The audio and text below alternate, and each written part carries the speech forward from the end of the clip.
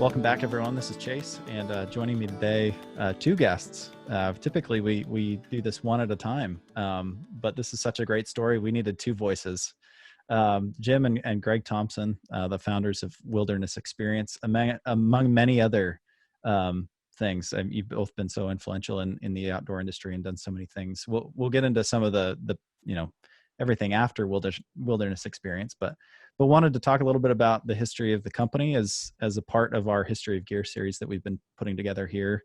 Thanks for joining me. I appreciate being able to talk to you both. Great. Yeah, I should ask, first of all, how are you both doing? It's kind of a very strange time, to say the least. A lot going on. So I need to ask, like, how are you both doing in the world of COVID that we're living in? Hope you're both well and safe at the time. I'll go because I'm still working and Jim's backpacking a lot. We've been isolated for about 6 months now. It's been kind of interesting. I'm still running Adidas Outdoor in the United States. And so we have our every other day group meetings and then trying to sell products and move stuff. It's been challenging, but it's actually starting to see a little light at the end of the tunnel. And like Greg said, I've been playing a lot. I haven't worked in a really long time, and normally we would be doing a lot of international travel, but now we've stayed home since we went down to Patagonia in February and came back in March, and I've been here. I've been putting a lot of time working with the SBA on disaster loans, helping small businesses because I live in Mammoth, so it's a very small town in the Eastern Sierra. It's pretty small. And so I'm the only SBA consultant for the Eastern Sierra. So my time here has been super, super busy, but I just found out I didn't even realize there was a limit on how many wilderness permits they give out.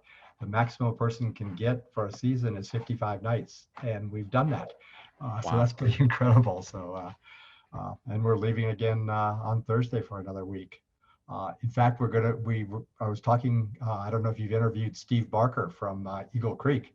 No, I meant to. Yeah. He's going to be in the exact same area. So we're going to meet out in the backcountry. So it's been actually really fun.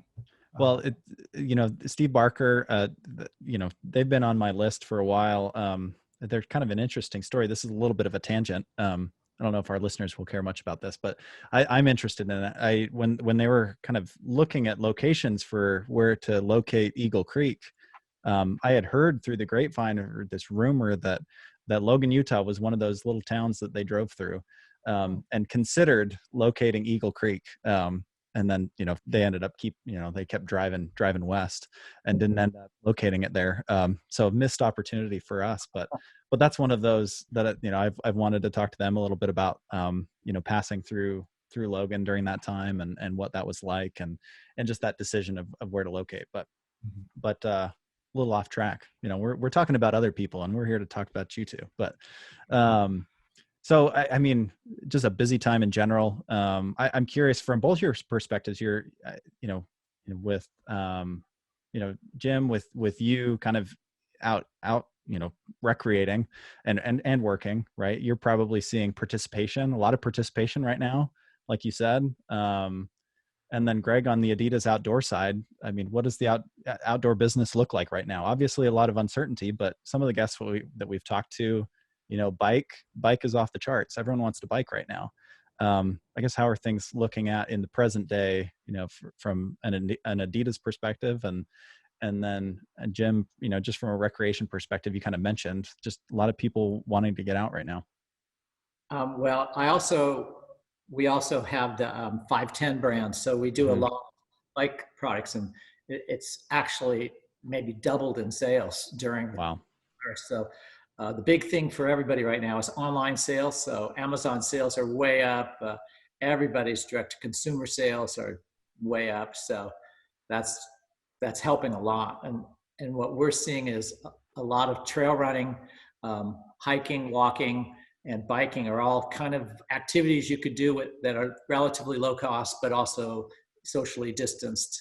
And those are all growing. And then there's a big push from the outdoor industry to get more diversity into the outdoors. And so I'm involved with a number of those programs where we're doing outreaches. So we're bringing a lot of new people to the outdoors that had been a little bit neglected when there was, a vibrant business. So when everybody's kind of trying to get every sale they can get, they're starting to realize that they've been ignoring half of the country for 40 years. So I think the future is really great, but I think it's going to be, with a whole new group of people. Right. Well, yeah, and that's a beautiful thing. This reminds me of a previous conversation. I've talked to a couple different individuals about how COVID and being inside is reframing how we look at outdoors, and traditionally, in the industry that you've been, you both have been such a big part of, and the industry that I think a lot of people think of, outdoor is, climbing, backpacking, climbing the highest peak, right? Doing the most extreme activity. I think being cooped up inside for months on end, I think going outside is the outdoors, right? I think people are thinking, well, just going outside is participating in an outdoor activity. I think there's a reframing that's happening that is a really positive thing ultimately, right? Something that's been needed for a long time. It's any outdoor activity is should be a part of the outdoor industry. And I don't know if that's something that you're seeing, but we had our cache trails planner for the county came on, and he works in trail building efforts as well as kind of active transportation within our downtown area. And he likes to say the trail starts, as soon as you walk out your front door, right? That's how active transportation and trails should be. And I really like that approach, whether you're in a big city or, you're in a small town, small rural community. It's like the outdoors should be, as soon as you step out your front door. I don't know if you have thoughts on that, either of you, but.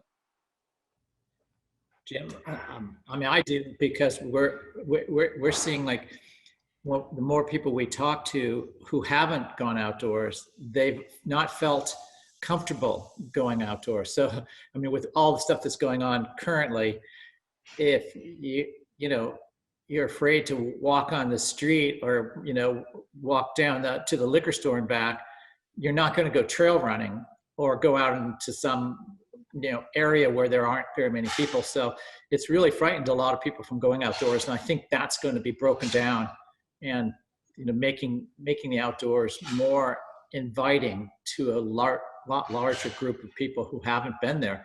Will be like starting the industry all over again. It'll be like the 60s, all over. Jim, any thoughts on that?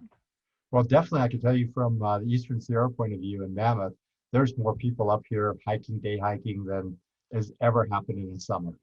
And how many of those people are new to it, and how many are just, not flying somewhere, they're driving from LA. But the town here is overloaded. It's causing problems because we have a lot of dispersed camping available areas to camp, but there's no facilities. They're not set up for the number of people coming up. This spring, climbing at the Buttermilks down in Bishop was unbelievable that were coming there, enough to actually cause major problems. And the towns are too small. They don't, Mammoth is used to a lot of people in the winter, but Bishop is not. And so it's caused problems, but it's also fun to see a whole lot of people out doing stuff, camping and on the trails hiking. It's it's definitely, and I hope there's a lot of new people. Right. I had an interesting conversation with we had Hap Klopp on a previous episode, and we were kind of talking about where he thought he saw the industry going. And he drew a really interesting comparison to when the North Face was starting to now. And he said, I just think the times, unfortunately, are very similar, right? With so much, a lot of turmoil politically at that time, civil rights, issues, boiling up, again, today as they were in the past. Unfortunately, we haven't made as much progress as we need to. Hap kind of mentioned it's such a similar time for the outdoor industry, and he saw so much birth come out of that, like so much energy, so much, so many interesting, positive, new, innovative ideas. He kind of sees, something interesting brewing around the same time, or, currently. And so I think he shares kind of a similar sentiment. There could be a really interesting opportunity if we take the chance to pull more people in, right? Yeah. It could be a really interesting reframing of what the outdoors is, and who participates in the outdoors. So it's definitely a really interesting time and an interesting opportunity that we need to seize. So yeah, I thought that was interesting, kind of this sentiment that has been shared before. But I'm glad that we could kind of get into present day. We're going to come back to it a little bit, but I wanted to go back in time. If you don't mind sharing, digging down, and we're going to get into some memories of, your time building Wilderness Experience. But we're going to go back, and I'm curious, what was your first introduction, both of you, to the outdoors, outdoor activity, and to gear in particular. So maybe we can start with outdoor activity. What I'll jump in because I'm the oldest, so I have a lot more experience than Greg. Yeah. What first piqued your interest? We both, Greg and I, my dad loved coming up to Mammoth, but our vacations were camping trips, hiking trips. He really loved the outdoors, so we started being campers up in areas very young, and so we did a lot of outdoor things early on. Greg, maybe you have some comments on that, because we did those that we did together. Yeah, I think we both grew up hiking and fishing and up in the mountains, and we pretty much camped out for in tents, and then eventually grew into trailers that were up there that we would rent. And I think we just got a real love for the outdoors really early on, that we just felt comfortable in the mountains as kids. And then later on, I think Jim got more involved into rock climbing and into caving and into other sports. And then I kind of followed him into those areas, And which was really depressing, because everything I did, Greg came in later and did it much better. So that was hard. That's what younger brothers do, right? Yeah, right. Yeah, I'll take credit for the fact that he was a better climber. Yeah. But business-wise, because I love the outdoors and love climbing and things, I started working with Dick Kelty at Kelty Pack in 1967 or early 68. And I used to deal with the Holly Bars all the time, because we were their only dealer outside of Colorado at the time. So we sold a lot of Holly Bar bags, and I would get to talk to them a lot, because that was one of my jobs. Is I got to order the sleeping bags, which wasn't very hard. We want 100 with the right zip and 100 with the left zip, and as many as you can send us, we'll take them. So. You were kind of, at least I think most people who are in the outdoor industry, maybe they weren't thinking too much about the gear, but you were in the industry, you were buying. So I guess, let me go back a little bit. What was some of your first introduction to gear? As you were getting out and participating in outdoor activities, were there certain companies before you started working at Kelty, in that capacity? Were there pieces of gear that stuck out to you, or brands, or were you kind of ambivalent to what brands were even out there at the time? Well, there wasn't, in the late 60s, there wasn't a lot. Sleeping bags from Holly Bar I loved. And that was, I remember saving up a long time to be able to buy a sleeping bag, because they were almost $100. And Ski Hut had a few things, or a few packs. The best backpacks were from Europe, Lafuma and Malay and those. Stoves, outdoor things like that. Pretty much everything was from Europe. REI was importing a few little things, but people were making stuff, but it wasn't available very much. I mean, people had little teeny factories like Ski Hut and those, but there wasn't a lot of equipment. A lot of Army surplus stuff. Right. And that was where you got boots from Europe, Loa boots, and those. But I remember in the early days, we would just go to maybe a sporting goods store and buy a rectangular sleeping bag and a kind of a crummy frame pack, and just have a cheap, wool jacket, wool stuff. I mean, the early days, we wore a lot of wool because synthetics and, waterproof breathables weren't even invented by then. And so I think the early days, especially of backpacking, were pretty rough because they were heavy packs and cold nights. And then I canvas tents with wooden poles. So you really had, kind of the really rudimentary basics. So I think that's what helped me and Jim, I'm sure, where we just got frustrated with the gear that we were using, and we wanted to go farther and faster and higher, and the product just wasn't there to help us. So we started creating our own just for ourselves, make them for ourselves. Right. When did you start making some of your own stuff? Not under the Wilderness Experience, brand, obviously, but what, do you remember what some of that first gear was that you started making? Greg, you made stuff and actually you should tell that story of leaving when you were 17 to travel around the world, because you made products for that trip because you had no money. Yeah, I think I did buy a Highlander down jacket and Highlander down pants from you at Kelty Pack. That was my first experience with down. And then we went to a small house up in Topanga Canyon where there was a guy, I think he called his brand Yeti in those days. And we used his sewing machines to make one of the first nylon tents. And because we were going to go try and spend some time on Mount Everest as pretty young kids. So we made a bunch of our own gear to take on that trip because we couldn't buy the products. They just didn't exist and they weren't light enough. So we designed down jackets and some tents like in '69. And then I left. The story that's kind of been told a number of times is that Jim went to UCLA. He was in the UCLA Mountaineers.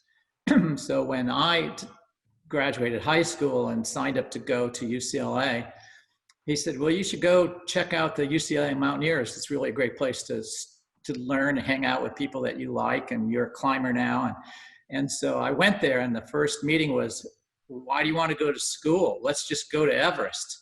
And so I was like, all right, we might as well go. And we left like the following week and just hitchhiked across the country, took prop planes over to Belgium and Luxembourg, and then bought an old Toyota Corolla station wagon and drove it to Nepal. And it was quite an experience, but I did get all fails my first semester. Maybe I got incompletes. I don't even know. I never went back, so I never found out. Well, share a little bit more about that expedition.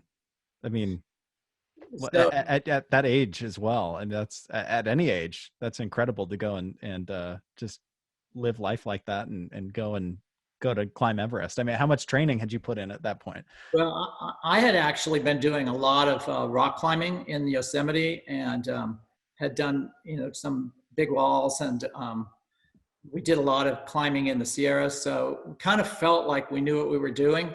But in those days, there wasn't a lot of information about going to Everest or what it really meant. We just saw pictures, and we may have read, about the, the 63 expedition was probably the last really big one that we would have known before 1970. And so we thought it would be kind of easier than we thought, because our original plan was, hey, we'll just go in there and we'll just go up to South Col, and that'll probably be as high as we can get without any gear.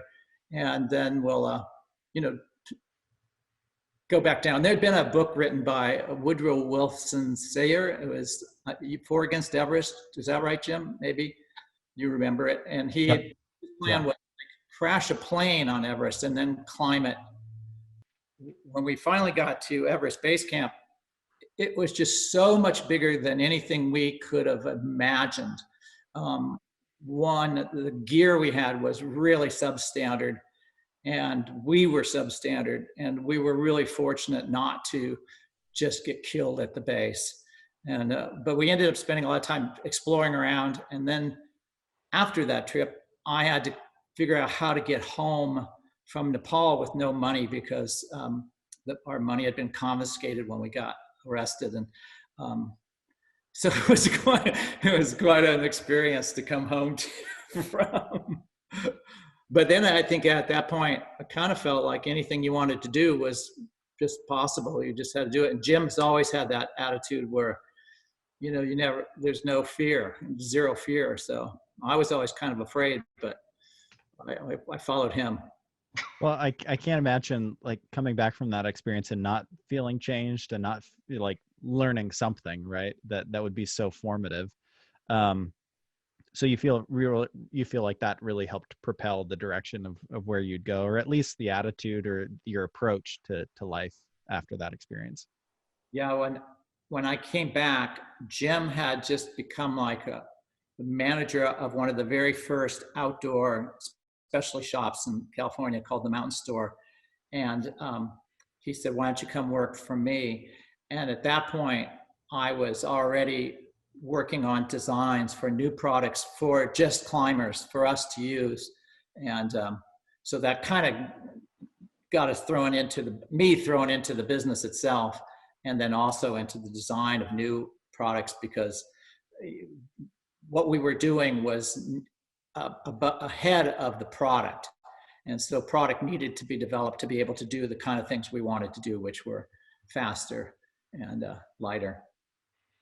Right. Can you speak a little bit to the power, the impact of some of these specialty shops, I guess just to the outdoor industry, especially at that time? I mean, it just seems like they're such a part of the fabric of this industry. And even today, right, they hold such an important place in the industry, even in a changing landscape. But how important was that for you? And I imagine for so many other people who got their first introduction to this industry as a legitimate industry, right, or legitimate industry, like somewhere where you could actually work and make a life or make a living and a career. So how important was that experience at the Mountain Store? It was really important. In those days, first starting up in the late 60s, there were very few stores. I think Kelty was the only one in Southern California that actually carried real good, the best that you could find in equipment. And we would sell hundreds of pairs of boots on a weekend, just because people had no other place they could go do it. And then all of a sudden in the early 70s, a lot of people who love the sport decided to start stores. And you see the list of dealers. I was looking at a Southern California dealer list that we had from the 70s. And, there's probably 150, I'm guessing, maybe Greg has a better guess, but a lot of stores. They're everywhere. Just the little San Fernando Valley had like 5 or 6 stores. So people were opening them all over the country, first on the West Coast. And it was also where people hung out. The first store that Greg and I had, it was, we still get comments of people that, that was the first time they ever saw like a Royal Robbins or a Chouinard or something, because, everybody would just be hanging out in the back of the store, really not hardcore retail. I mean, the fact that we would, people came in and they got beer to drink while they were talking to us, and we were busy and, we're talking about climbing, they could go figure out what they wanted to buy. And it was more friends, and it was a really interesting world. And, a lot of those people are people we're still in touch with, that we met from, customers that would come in and probably spend, 2 or 3 hours a day, evenings at our store. That's the early specialty shops were really, honestly, specialty shops. Whereas when we had our store, I think you could maybe buy a North Face jacket in 1 or 2 other stores in Southern California. And North Face was brand new. They'd only been around for a couple of years. And so the general public had never seen a good hiking boot. I know, like in 1970, I think Crosby, Stills and Nash album had Stephen Stills wearing a pair of Loa Scouts on the cover. And as soon as that came out, students just started coming in, can I get a pair of boots like that? And they just couldn't buy them anywhere else. There weren't any mail order or online businesses. So you had to go to the specialty shops. And then the specialty shops were really more educational than they were retailers. They were prophets going out talking about outdoor activities, and almost every shop ran some kind of seminars, hiking trips, training, basic rock climbing. Everything was community based. And I know I did a little talk a while back on the shop we started, which I think became one of the longest running outdoor specialty shops in the United States. And someone said, well, are you sad that it got sold a number of times and it was eventually owned by another group? And they said, are you sad that it's no longer around? And I said, well, it hasn't been a specialty shop in 20 years. When we were there, you couldn't buy the products everywhere else. Now they just sell products that you can buy everywhere else.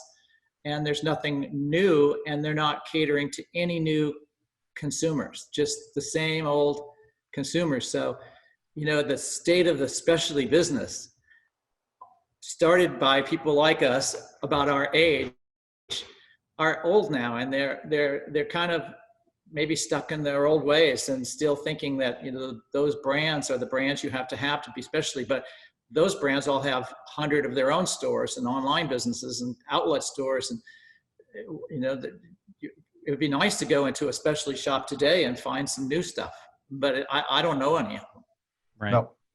No, nobody does that at all anymore. People, and talking to the companies, and I worked with, I was working with the North Face and those, retailer wanted to buy the top 10 selling items, and that's what they wanted to sell. So every retailer ends up with the top 10 selling items from each brand. And new brands are way too much work. You need a specialty person to kind of explain why that's a better product. Yeah. And, that's where I do kind of think there's a huge possibility. Some of those brands are doing it online, but, retail stores that could actually talk about new products and new things, some of the stuff is great and it's impossible to find. So. Yeah. Right. Yeah. The changing landscape, especially right now, is interesting to see how that's going to continue to evolve. But I think one of those key ideas of the original specialty retail stores is that idea of community, right? And a gathering place. And once we get through this COVID situation, whenever this happens, or whenever that happens, it seems like community is so important to people. And it seemed like pre-pandemic you have companies that aspire to that, right? We want to be that place that people hang out, but I don't know if it carries the same authenticity that it does, or it did at the time, with individuals like yourselves.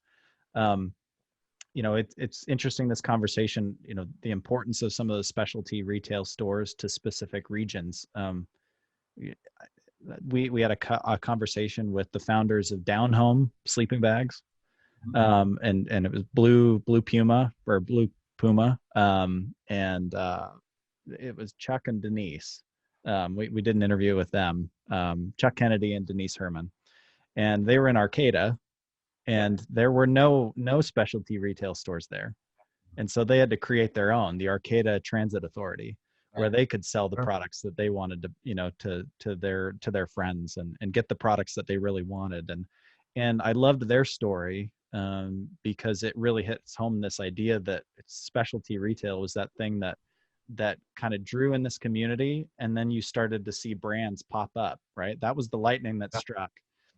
And then you started to see these brush buyers around these ideas and community springing up from that. And from that decision to start a little specialty retail store, a number of brands kind of sprung up in that small town. Even Yakima Racks kind of has its origins, oddly enough, in Arcata.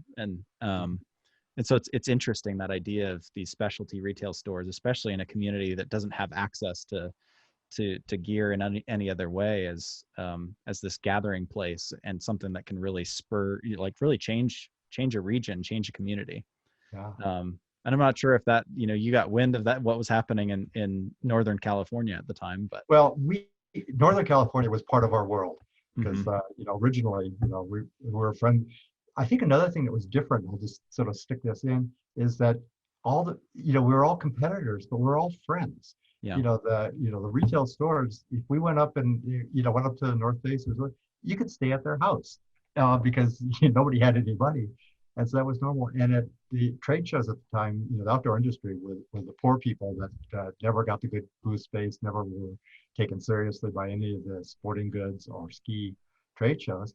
But we were all friends. We'd work during the day, blasting the other guy and try to sell our product. And then, we would go hang out with the Lowe's and with the, all the different people from the companies. It was a real community. We all really felt like we were doing something good.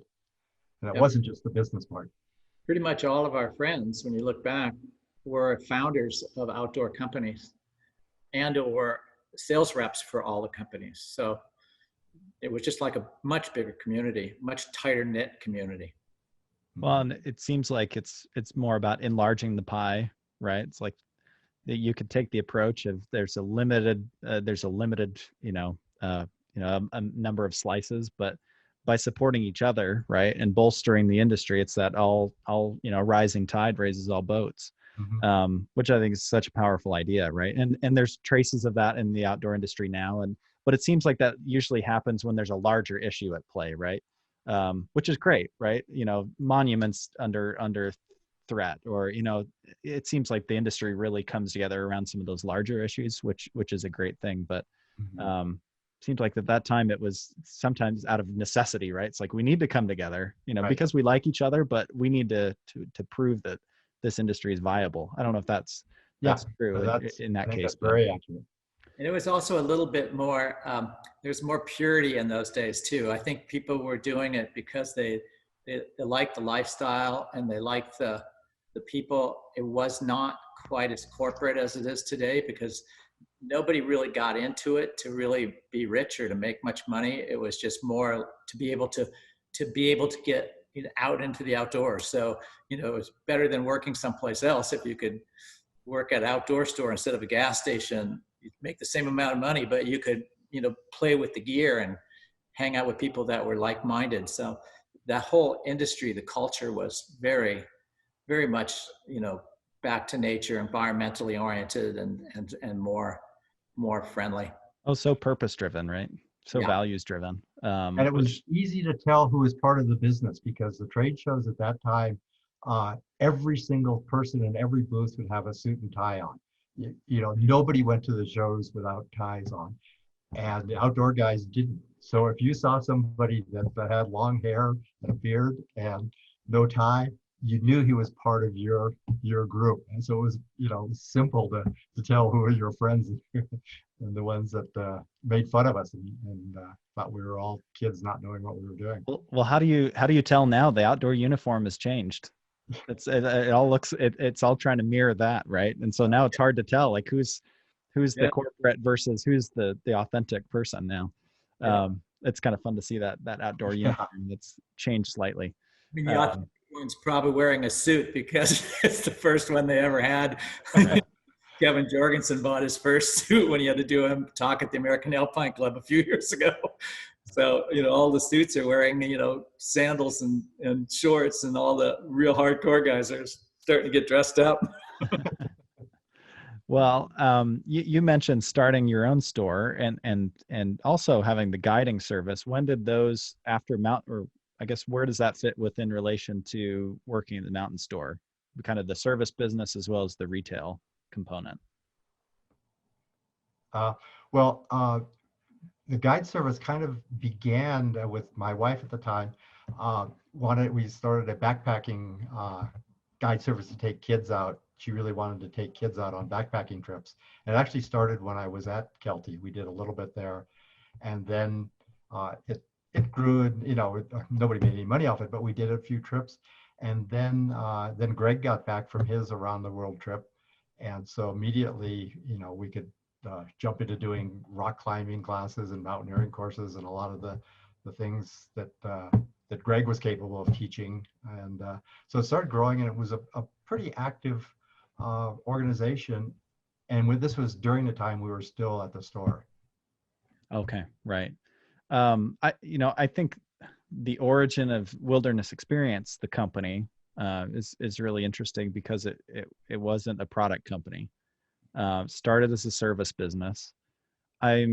Maybe we can get into this a little bit later, but I'm going to ask the question now. Do you think starting as a service business and then evolving into a product company, what impact did you feel like that had on the company? Most product companies start as a product company, and then maybe they try to offer services. You did it the other way around. I'm sure that had its advantages. What do you think that did for the DNA of the company and the direction? I think it was, for us, it was essential because we had not only been active in the sport ourselves, and then we were active selling to consumers every day and talking products and seeing what everybody was asking for or was satisfied or not satisfied with. And then we started taking those people actually out into the outdoors on trips and got firsthand feedback from everybody on everything and just saw it. So by the time we actually started Wilderness, we had a very big background in how the market worked and what was available, what wasn't available, what were the price points, what brands did well, why, who were the people, who were the players. We kind of had the foundation really well sewed up before we started sewing. And I think one of the things that the type of trips that we were running were different than a lot of the other brands, because the brand that would start with just the hardcore climber guys and making stuff for that group, which is a really fun area. We got to see people that were just normal people that wanted to go backpacking and just wanted to be in the wilderness. They didn't want to, have their life on the line. Yeah. And so doing our type of thing gave us two different views. And I think that gave us a big advantage of why we grew so fast when we started, and we were competing against the people that were doing really stuff aimed at the highest level mountaineers, but not to anybody else. Right. Well, we touched on this at the beginning, right? Like focusing on a certain segment and excluding, a half of the country, right? When it comes to the outdoors.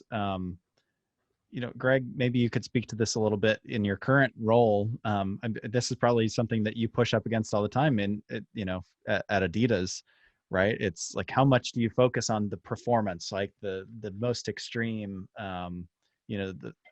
versus just the average person who's going to be the bulk, the bulk of your consumer. I imagine you kind of, fight that every day. But I also imagine that your experience, from your beginnings, working with just normal people, taking normal people out backpacking, has to be influential to this day, right? Being grounded in real people. I don't want to say athletes aren't real people, but if that's all you're focused on, that there's kind of a skewed sense of reality there.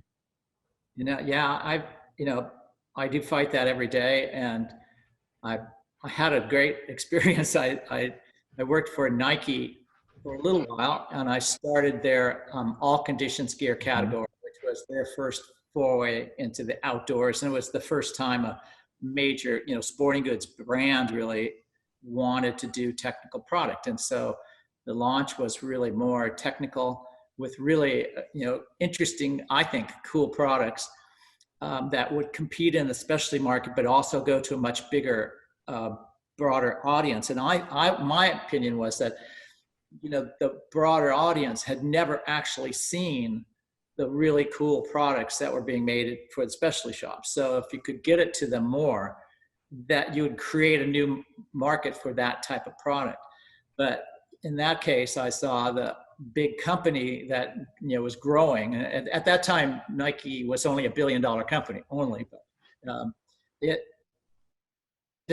found out that it could put ACG on warm-up suits and sell them to Dick's Sports. They just started doing more of that. And so that I lost complete interest in it and went my own way for 20 years. And then when Adidas wanted to do basically the same thing, I was able to write the plan for them for how to do it in the United States. And with the idea that you kind of have to be authentic, credible, and really real in the products you make. You can't just be fashion. And yet you could bring some fashion to real products. So that was the niche. But as the last 10 years have gone by, now there's more of a pressure to, well, let's just sell outdoor looking products to more people who want to look like they're outdoors. So again, it's a fight that I've been fighting for an awful long time.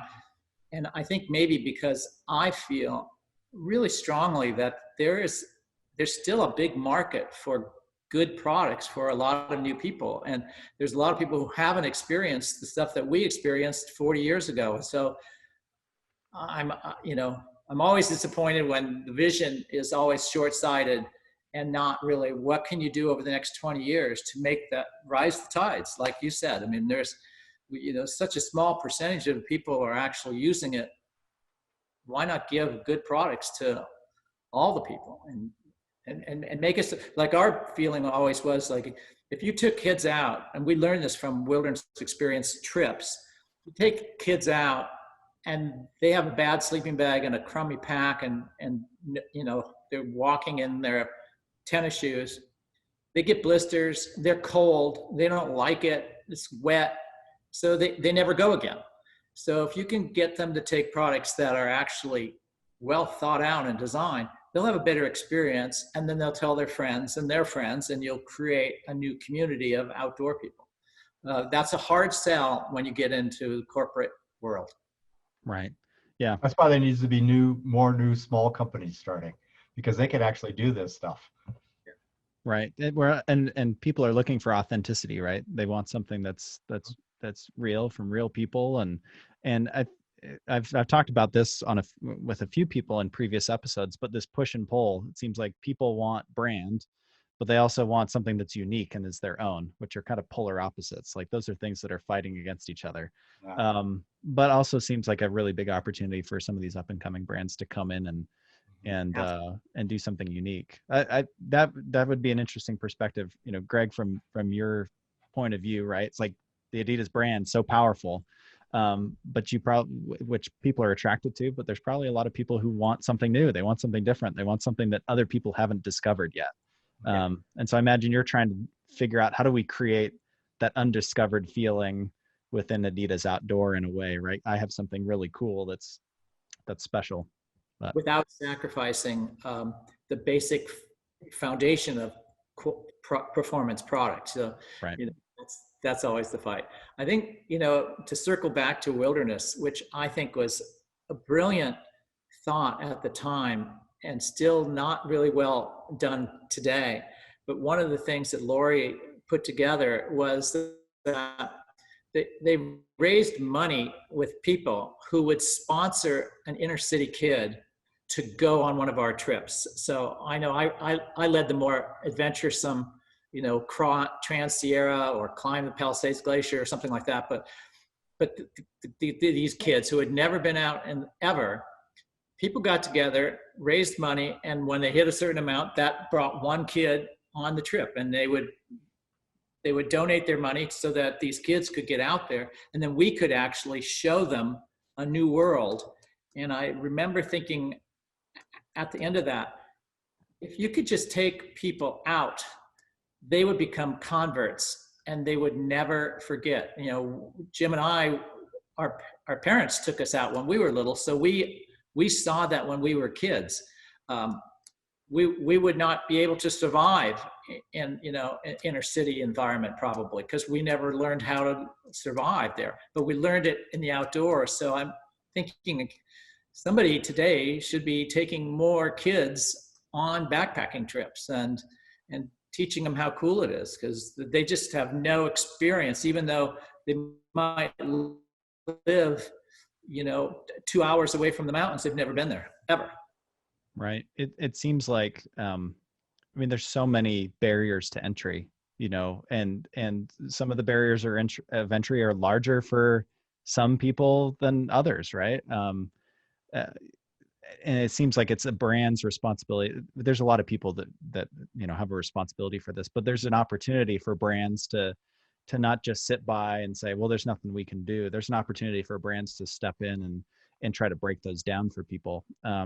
Which in the 70s, right, with Wilderness Experience starting, and it seemed like such a powerful idea, and such a powerful idea to this day, right?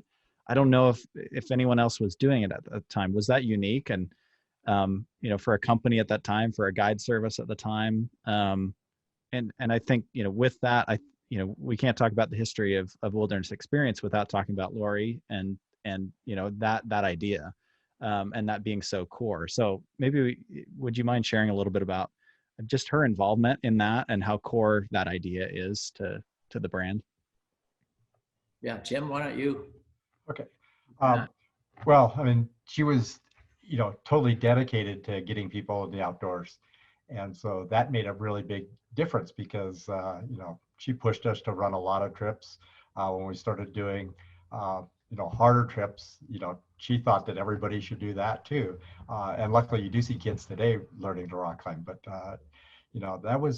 she was so passionate about getting people into the outdoors that overrid everything, including the fact that we couldn't make money on a lot of the trips, which made it hard.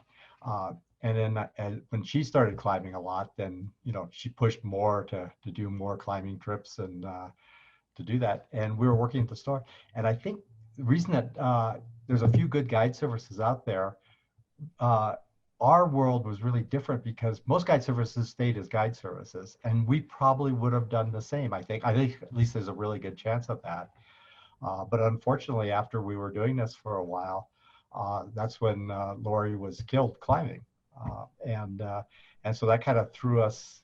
I don't know how to say it, but definitely threw us under the bus. I mean, it was, about as terrible as you could possibly be because it was the three of us working together all the time.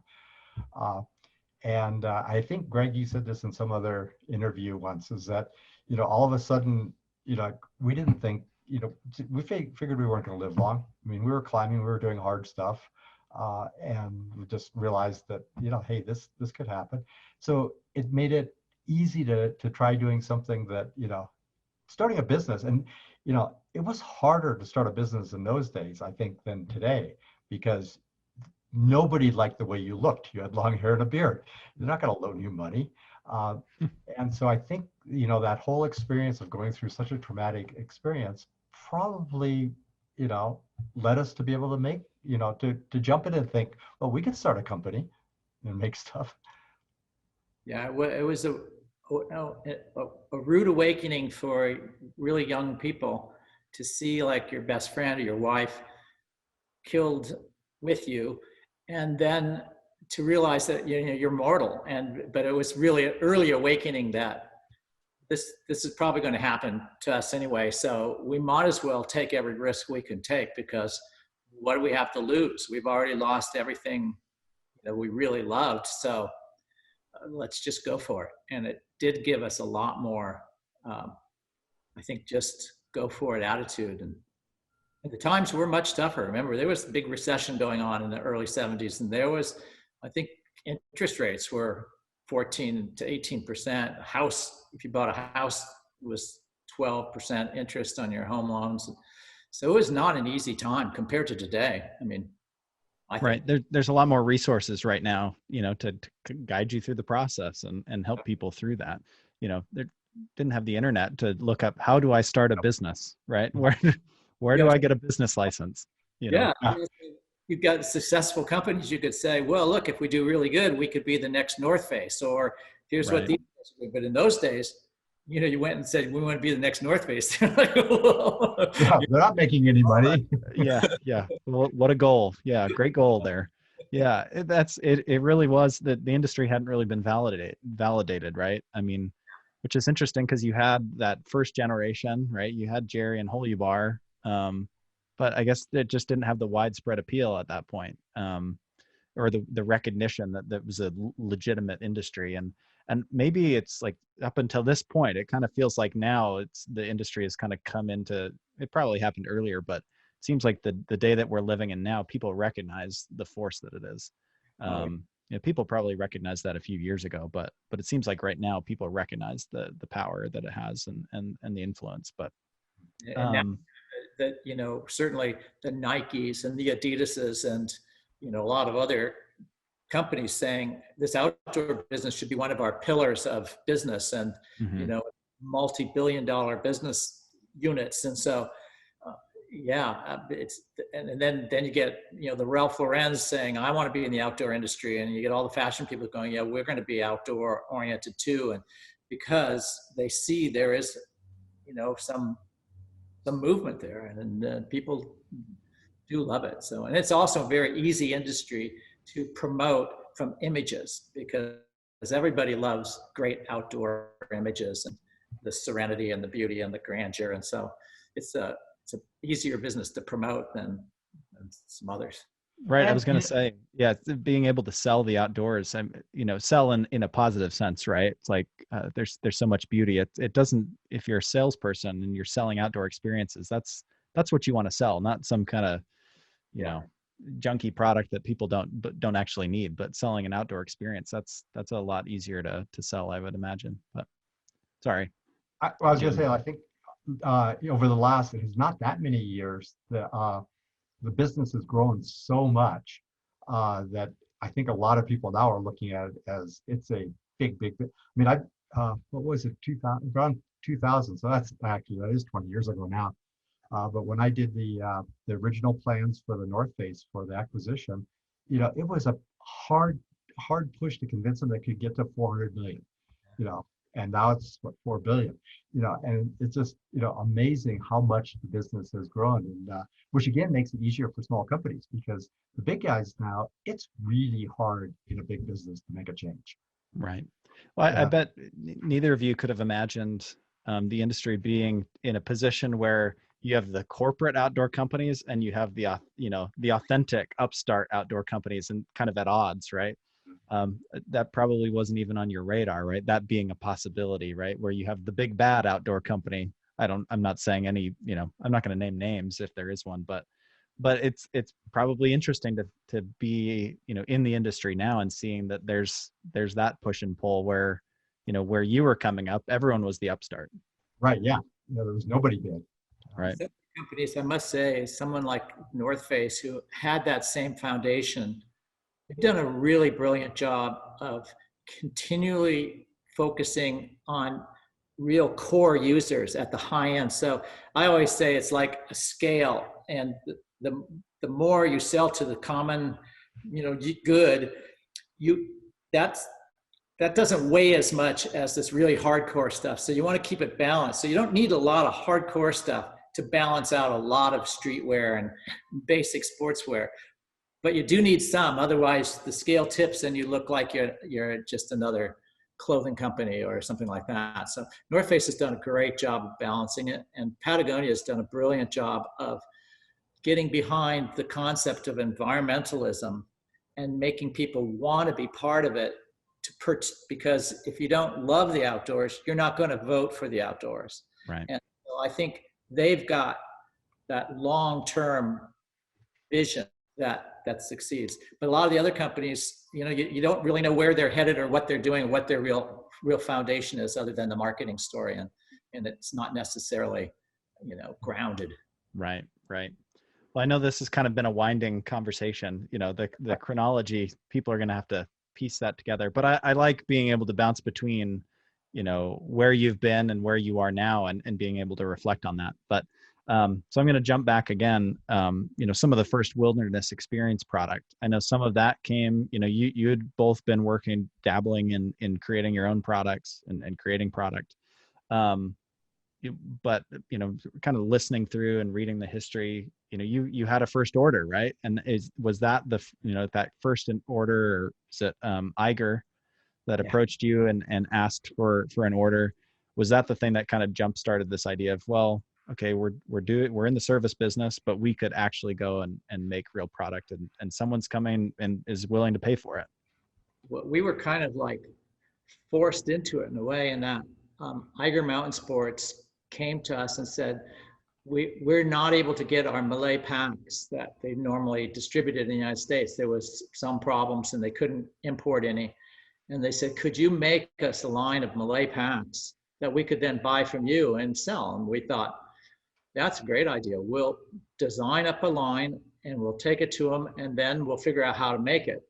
And so we designed. We had just to interrupt there, we had a sewing machine we put in the back of the store that we made little things with. So that's how, Greg was able to make this. So we had been sewing like little stuff sacks and dumb things. So we just kind of figured out how to do it, basically taking apart Malays, copying patterns, making them, maybe modify them a little bit.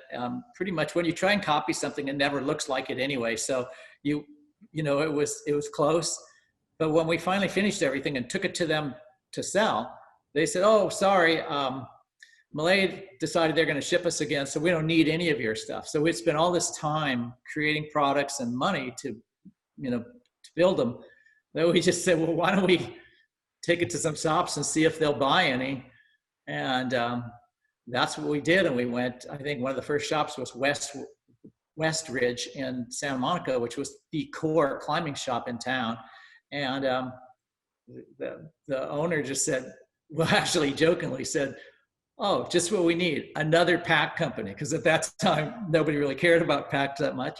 And but they bought them and they started selling. And that was the foundation of starting Wilderness Experience products. With that, what, I'm going to ask that question. Another backpack company, like what do you feel like it was that made it different? And we'll talk about some of the core products over the years too of the company. But over your time, creating new products, what do you feel like it was? There were a lot of backpacks, right? And there's a lot of backpacks now. What do you feel like made the product different and valuable? There's so much stuff out there. We don't need more stuff. But good product is always good. There weren't a lot. I think that was one of the things, and there probably isn't a lot today. There were a lot of things being made, but they weren't really good. And I think that's one of the advantages we had from the store is, we were trying to sell these other brands. We had Alpine Designs and we had, whatever else was out there at the time. And customers would say, this isn't right. Or we'd be using it and realize this isn't right. So I think that when Greg first started coming up with ideas, it was based on first what he would use and what would work, but also what we knew customers were really looking for, people who are active. And that gave us a big advantage. I think the other thing is it was a good time to start, but we were so passionate about it. I think today, if you were starting a new company and you walked into specialty shops and found the owner and just told them, your heartfelt reason why you think you're making better products and why it's so great and how, you're trying to make it better and you want their input, and it's infectious. People like enthusiasm and they like authenticity. And so I think our passion probably drove us more than just the products. The products were great, but the passion was through the roof. Right. Oh, I love that. What year was that? 73. 73. And after that moment, I guess maybe you could share a little bit about, some of the successes. What are some of the products that really hit? What were some of those high points, as you were kind of getting your stride? You got some of these first customers. Maybe what were some of the milestones that you hit over those next few years? I think we just dove into it, and we, Jim's kind of the go for it guy, and he rented a 1,000 square foot building, and we put in a sewing machine or two, and we got a friend of ours, Diane Desmond Kay, to come and help sew with us. And we made some packs, but the packs themselves probably wouldn't have supported us in the beginning. So we basically talked to anybody and everybody about making their products. We worked a little bit with Chenard Equipment, with Tom Frost, and working on some of their early packs, and we worked with trying to make stand-up shorts, which didn't work out. We were willing to try to make anything until we got the momentum of the packs going, and we created Jim's design. It was he realized from cutting that if you just cut these squares out of a piece of material and folded it together, it would make a square box, and the scraps that you cut to make a box would make cover the shoulder straps. And so we were that was like a $12.95 retail day pack made out of 1,000 denier Cordura, double and triple stitched with nylon thread. So it was made to last forever, but it was relatively inexpensive, and that was not in the market at that time. Cheaper packs were really made out of really cheap materials. And then I think one of the big breakthroughs was when we did the clutter sack, which was a modern version of an old European rucksack style, but made with modern materials and some new shapes and sizes at the right time, at the right cost, that became a really big seller, and all of the stores at some points had to have a clutter sack to be authentic. And I know REI brought them in, and EMS had them, and every major retailer bought the clutter sack, and that kind of then started us. And then we were really early on in making internal frame packs. But what we kind of moved over, we still made the mountaineering packs like Low Alpine did, but we started making travel packs. So internal frame packs that you could zip, close the back so shoulder straps and everything would be hidden, and you could check it on a train or throw it in a bus without having parts get stuck. And so we kind of pioneered a lot of that early travel pack business. And I think some of those, the Europa was one of the first, and some others that like that really sort of set the stage for a lot of copying. And people always say, well, it's flattering to have your designs copied. Well, yeah, unless you're the designers. Yeah.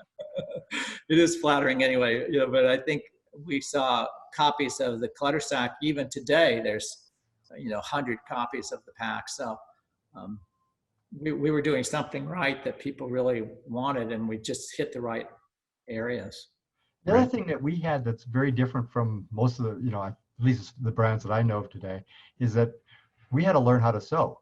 And there was there was nobody to go talk to teach you to sew. So, we bought a sewing machine. We looked at, a couple of friends that made little bits. But to start a factory, everything we did was from scratch. I mean, we'd never worked in sewing factories. So, I remember it was a big deal when we finally realized you could bundle like 10 packs together. And so, I put all zippers in 10 first. And then the little things like that are just normal in production that we learned from scratch. So it also allowed us to do some things that, that other people weren't doing because, we didn't know any better. So we would just try stuff.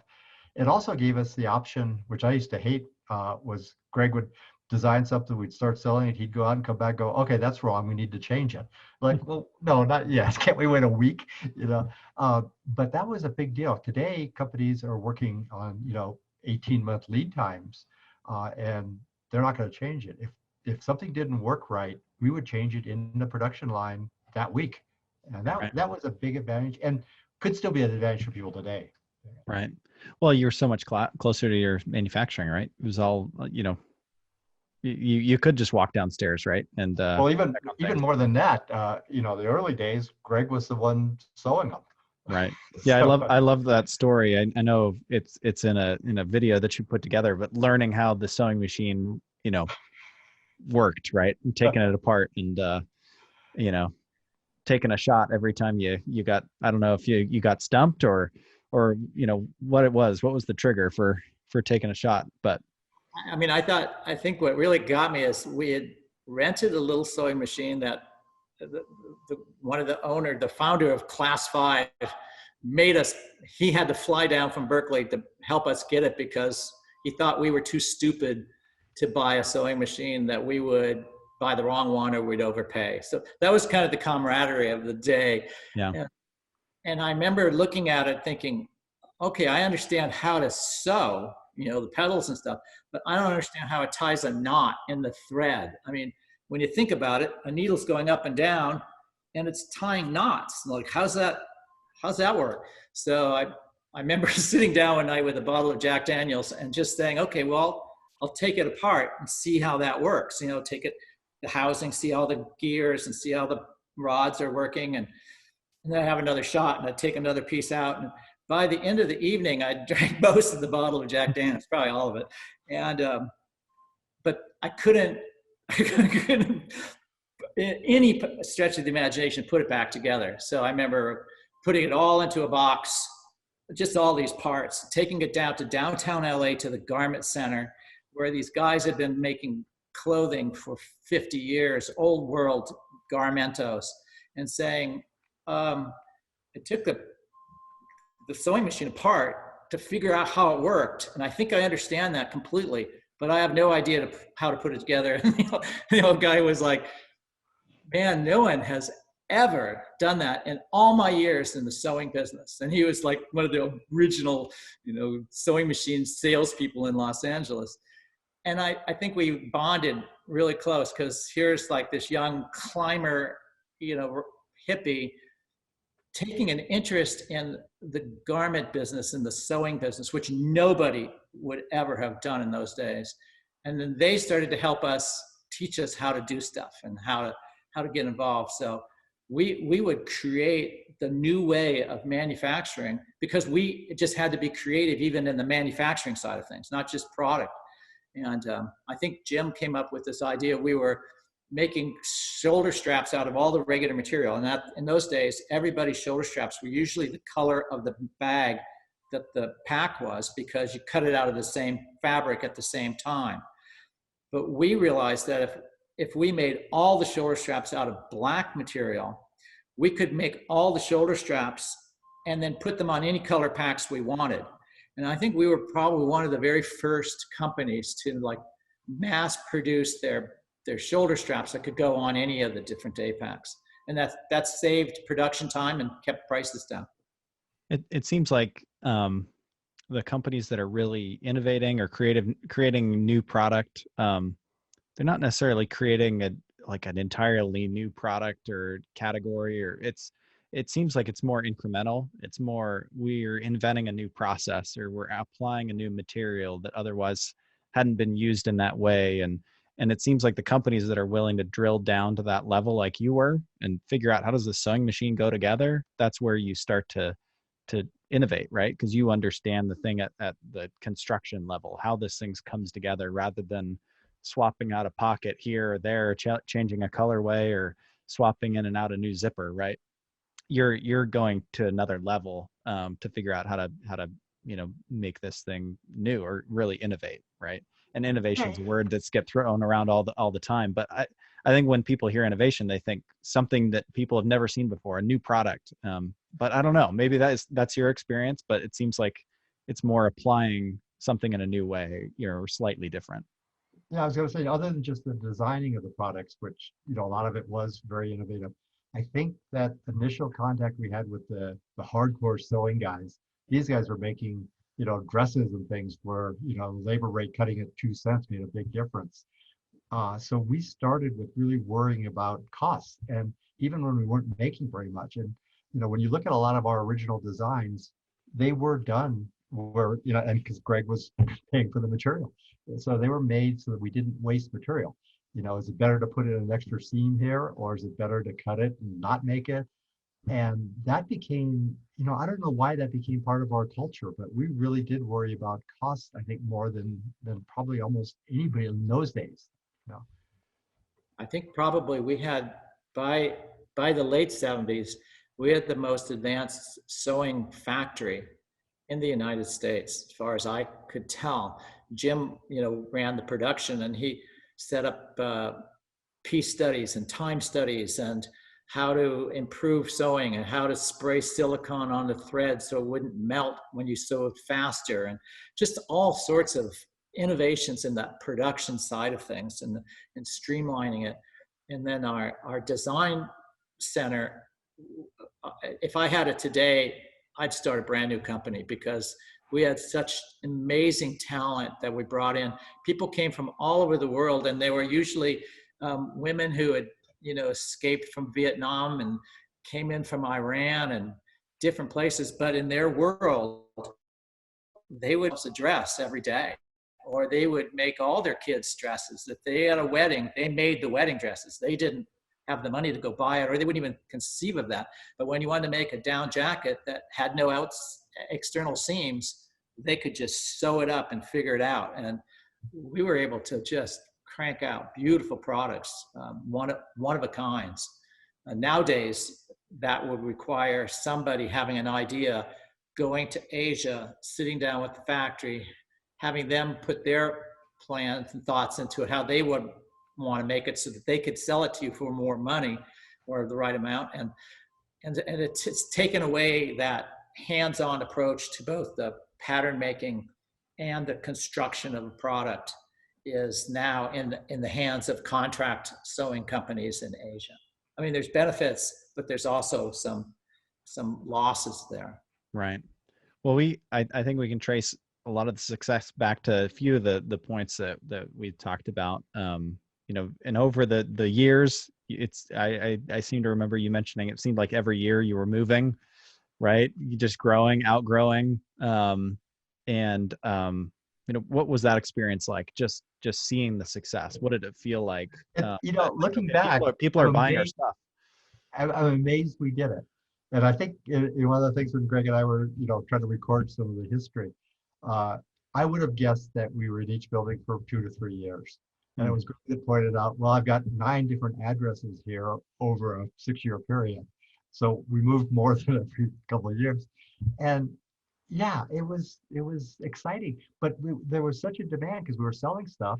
And then, we need more space. And we just kept doing it. And it was, very, very active. It was also good for the people working with us because when we first started, it was, we had Diane was our only employee and we just underpaid her.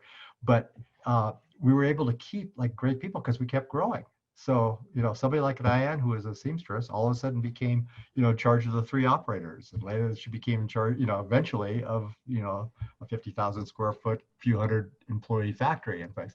So it was really good for the people working there. So we saw that people we knew who were, just climbers and friends, all of a sudden we could afford to pay a lot more money. And that always felt good because at first we were making people work way too hard for the amount that we could afford to pay. Right. And I don't know, it was just, for me, the excitement of doing it was just so much fun and jumping into new categories. I think, and maybe this is a good time to go back to that. We had moved in and with a sales organization nationwide called Roundtable Associates, and they were selling Snowline products at the time. And Snowline made sleeping bags and jackets and tents, and they didn't make any packs. So his sales organization, which was nationwide, did both. So he sold our packs and their sleeping bags, tents, and things. And at the big trade shows, we would do our booths next to each other. And so retailers would pretty much buy both. And they were like probably the hottest brand at the time, just because their products were really excellent and their prices were really low. And then at one trade show, we showed up, I think it was in Chicago, and the Snowline booth that we were setting up next to, all the salesmen that we were sharing and we were friends with were saying, well, it looks like our company has no money, that my credit card's no good. They wouldn't let me stay in the hotel. And Snowline declared bankruptcy the first day of the trade show. Wow. And it wasn't a reorganization. It was, we're going to shut down today. And so we're with all our salesmen who, are, that's, more than half their income. We were probably a quarter of their income or so, maybe a little more. But they were saying, look, I've got people that want to buy this. And for some reason, I think we went to dinner with a bunch of people and kind of said, well, I guess we could make tents and sleeping bags and bags. I mean, we know how to make packs. It can't be that hard. And I think also there was such a gap in the market they were one of the very first of the synthetic Polar Guard sleeping bags that were made, and North Face was one of those two. And so there was a gap of supply that if we could make a Polar Guard sleeping bag, we would be able to sell it into that void. And so we just dove into figuring out how to make synthetic sleeping bags. And I think we ended up opening a couple other factories that we just made sleeping bags in. We had a contractor in San Francisco who one day we went up there to check on our production, and the owners had disappeared. They were drug addicts and they just like left. So there was 40 or so sewers sitting there and nobody was paying them and they didn't know what to do. So Diane just moved to Berkeley or Oakland at the time, and we took over that factory, took over the lease, paid everybody, and we were in business making sleeping bags like the next week with a whole new setup. And those things happened all the time where we just kept adding more production and more space, and then diving into the design process, like how could we make those bags better? How could we make them lighter? How could we make them warmer?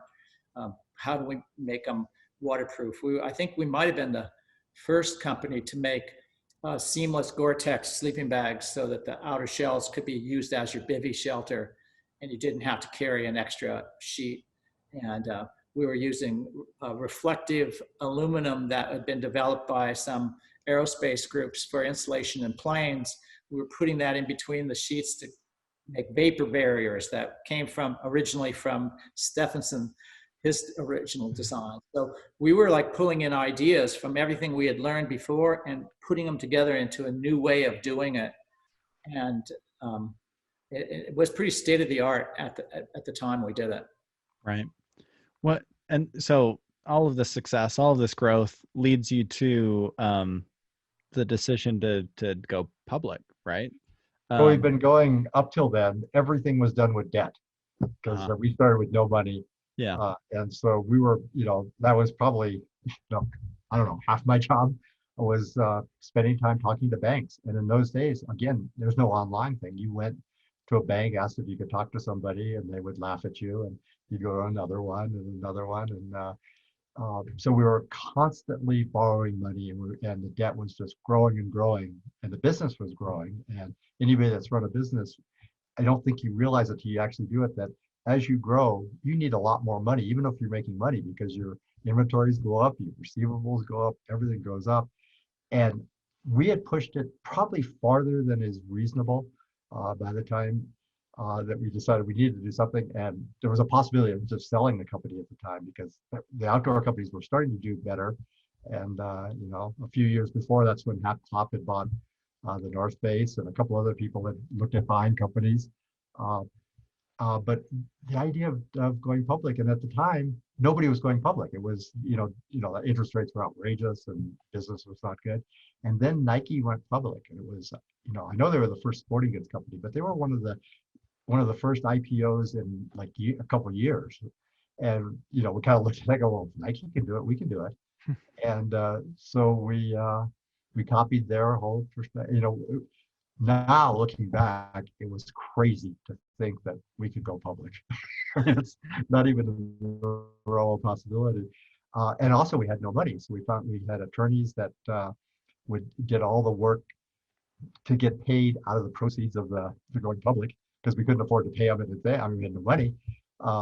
And if it wouldn't have worked, it would have just been gone. I mean, it was just that we, because I'm not sure even what we ran up, but my guess is we ran up a few $100,000 in legal and all the other expenses. And then when it went public, those were all paid. But yeah, it was a way of finally having money so we could keep growing, because we still had the demand. We still could keep, we wanted to keep growing, and the idea of not growing would have been another choice. Level off. It was pretty thrilling because here we were pretty young, and we're getting checks for millions of dollars. So it was like, we're dirtbag climbers. I've been living in my car, and and all of a sudden we paid off all our debts, and we had net worths that were pretty substantial for young kids, and it felt pretty darn good. But the downside is we were the only public company in the outdoor industry. So because we had to publish all of our financials or anything, if we had a bad quarter or we had something going wrong, all of the competitors were saying, yeah, well, those guys are going out of business, or there was always some drama involved. And we were the only company that had to be honest about what we were doing. And we knew all the other companies were totally inflating what they were saying they were doing or how successful they were doing, but we had to be dead honest. And it was kind of a rude awakening. People knew how much money you made, how much you took out of the company, why are you selling your stock, that kind of stuff. It was interesting times. And then we had a board of directors with outside directors who started to take, well, what are you doing for the shareholders? Why do you want to make this, geodesic dome tent? You're not going to make any money on it. I don't think we should do that. We should probably, make more basic day packs and, get shareholder rewards up. And so we went from being a really specialty outdoor, lifestyle for us into a corporate environment where we were forced into becoming corporate citizens and working on that level. Right. I'm trying to imagine a company now. What would be a comparable company now to Wilderness Experience, going public? What would be the equivalent today for Well, reference? and it's hard because North Face was pretty small. We were maybe about half the size of North Face, maybe or so. So that'd be a pretty big company today. Yeah. But I guess it would be like Osprey or something like that, getting an IPO for $500 million or something. Yeah. It'd be enough where everybody would go, how did they possibly do Right. that? I think we won an award from early winners. Bill Nicolai threw a party. It was kind of a little bit of a backhanded compliment. He gave us the trophy for the greatest sales job in the outdoor industry, which was selling it to the public. Yeah, selling a third of our company for whatever number of millions of dollars. Well, do you feel like, it sounds like things kind of changed after that, and was that some of the, I guess, what led to both of you kind of going different paths and doing different things? You both stayed with the company for, I guess, how many years did each of you stay after that point? This was in 81. Probably right? for me for 2 more years, because there's two different things. One, even before we went public, it was becoming a big company. Mm-hmm. I mean, it was, even if we wouldn't have gone public, we had, management teams, we had, hundreds of employees. The world had already changed from the way it was before. The super fun part of, Greg designing a pack, B trying it and going out and, making it and selling it. So already getting big is hard. And as Greg said, we're in our 20s, and all of a sudden we've got hundreds of employees, and we've got, at one point we had, issues with employees, and we had different factories, and so there was already a lot of stress being added to a world that that neither of us were prepared for. Neither of us ever worked in a big company, and all of a sudden you have to worry about labor law and people suing us. We've never, the idea of people suing us, and I remember Greg had to go give depositions under labor law things, and, so there was a lot of stress already. Then going public added that whole outside investor part. Even though it was, we still own 2/3 of the company. People, invested money obviously want to be heard and do it. And so, where in the past, Greg and I would have disagreements about how to do stuff and we would just solve it. The other problem of going public is all of a sudden your net worth is high. And it's like, just like you see these guys, you win the lottery, they go, well, I'm going to keep working. And then the next day, Greg would say, well, I want to make them in blue. And I'm like, well, I don't like blue. I'm going to quit. So, it's a lot easier to walk away from a business if you think you're rich. Yeah. So, I mean, that'd be kind of my view of what happened, because a lot of the conflicts Greg and I would have in the past were normal, two different people running a business who had different opinions. And usually the answer turned out to be good. In retrospect, and we've talked a lot about it, with what we know today, if we knew what we know today, not just where the business and everything was going to go, but just had more sophistication with businesses and running companies, we would have gotten together closer and worked our way through all the problems. And I think Wilderness would be a really successful company today. But we didn't know. We were too young and too naive and too, set up. I know one of the problems that came up was that with investors and boards, all of a sudden there was, investment banking people who were saying, well, what's your profit going to be for the second quarter? And what are sales going to be in the third quarter? And how are you going to get those up? And your margins aren't right. And you've got to get this. They're always pushing because their interest is only in making the stock go up. They don't really even care how that will affect you next year or 6 months from now. And so one of the ways to really increase margins and lower costs, and I was kind of involved in it, is like I was beginning to do a lot of work in China in creating products and working with Snowline that was doing it. And then the founder started a sourcing company, and we were making some products over in China. And I was going to Jim saying, we could do all of this work with 5 people instead of 300 people by outsourcing it to China. And Jim said to yeah, but we'd lose the flexibility and the ability to create on the fly, and we wouldn't be a domestic made company, and there's a lot of benefits there.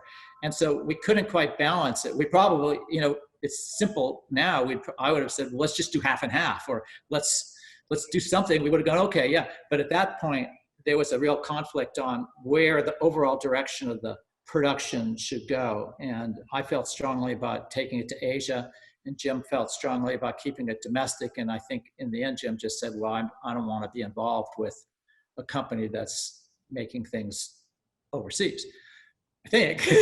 Well, or, don't want to be involved with a company that won't just listen to me on all my ideas. The other thing that, and I think that's actually right, and I feel Greg's pretty accurate on that. So I felt pretty dumb when I went to JanSport and closed down their factories and moved it all to Asia, right, as my next job. But the best part about that, though, you have to tell, is that we hadn't really been talking for a while, and you were at JanSport. We were still brothers, but we weren't like friends.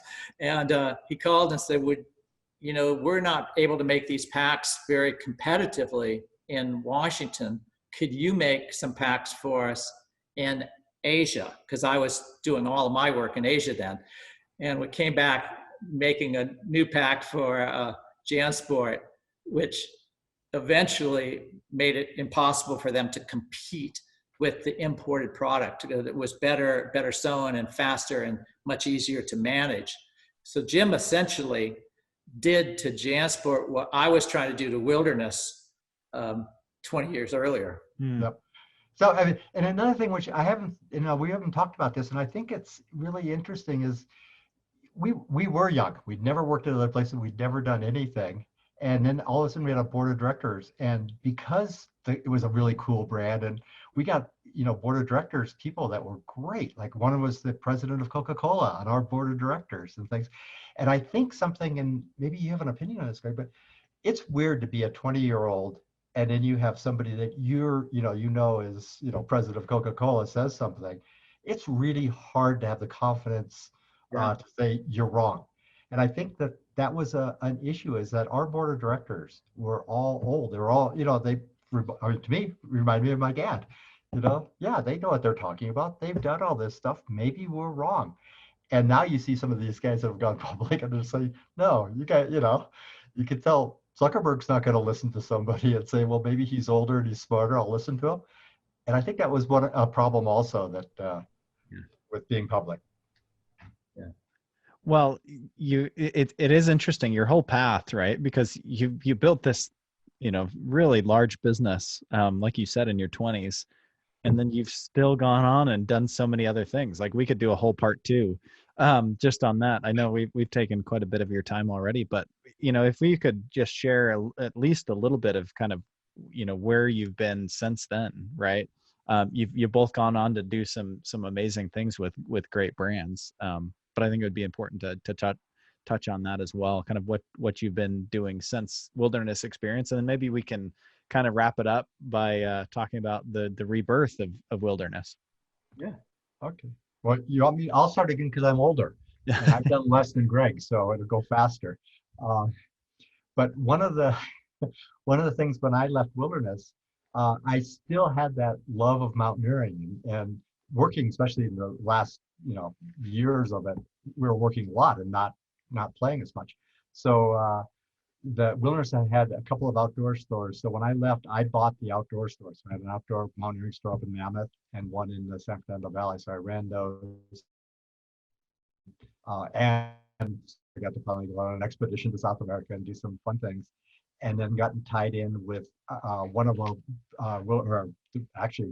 top Wilderness Experience reps, Larry Harrison. And we started a sales organization because I also thought that was a cool thing, because sales reps seem to always make money whether the companies do or not, because they get paid. And we started picking up brands and actually formed a pretty large organization doing cycling. We had a few ski lines, mountaineering lines, different things. And one of our lines we did was JanSport, which in the early 80s, and that was really, really big. And JanSport was owned by Janssen, which was owned by Wrangler, and VF Corporation that owned Wrangler Jeans and Lee Jeans bought Wrangler. They got Janssen, and they also got JanSport. And knew they didn't really want JanSport because it was an apparel company. They didn't know anything about the outdoor. And JanSport had a couple of offices, one in Seattle and one in Wisconsin. So they were looking for somebody to combine those. And even though they didn't say it, it was obvious to me. The idea was, let's combine it, put it in a nice little looking thing, and we can just sell it off and get rid of it. But the fun of doing it, I'd always had this goal because Wilderness didn't make it to $100 million. And that was kind of my goal. I want to run a $100 million company. So JanSport was that. So I got to do that and combine them. But part of the deal at VF Corporation, I don't know what they do today, it'd be interesting, but at that time when they were probably, 3 billion, 4 billion, I'm not really sure, they did not have an acquisitions committee. And so somebody in the company would come and say, hey, this is a cool brand, this is a cool thing, you should buy it. And if you could convince the top guys that it was good, they would say, well, okay, put a plan together. And so I did that with the North Face. That was my first one. It was when they, at one point, were for sale. I put a plan together, said, here's what it can do in sales and everything, and they turned it down. But the next year, North Face continued to have problems and losing money, so I put another plan together. And the way the VF system worked, which I think is incredibly smart, and I hope they still do it, is without an acquisitions committee, somebody like me did a plan for North Face and said, okay, we can buy it. It's going to cost us $100 and some million, but it can go to $450 million in 5 years. And they would say, oh, well, okay. If they would look at it, and if it made sense, they would say, okay, except the person putting the plan together has to run it. So, I would run it and my pay would be based on hitting that number.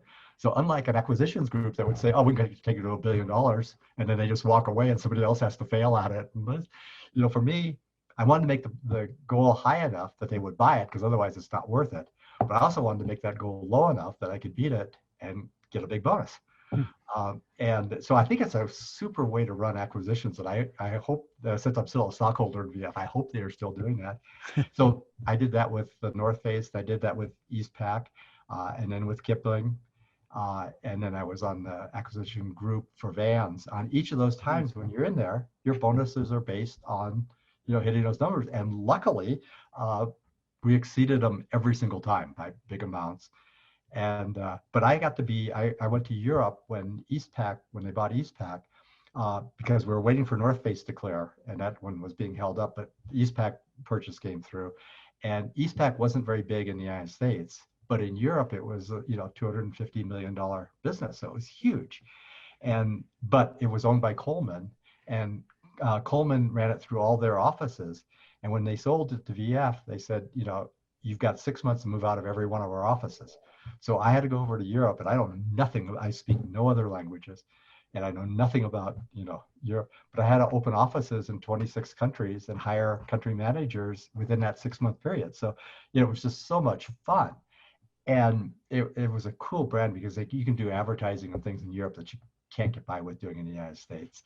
And it was so challenging. And the North Face came through, but I had no desire, even though everybody knew I wanted to be president of North Face, I had no desire to come back to the United States and do that with the fun I was having, having retail stores in Asia and having all these things. It was so much fun.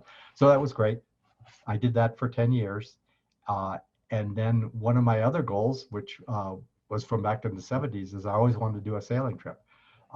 So in 2005, I decided we'd buy a sailboat and go sailing. And so I retired early, and the bonuses that I've been getting helped buy a sailboat.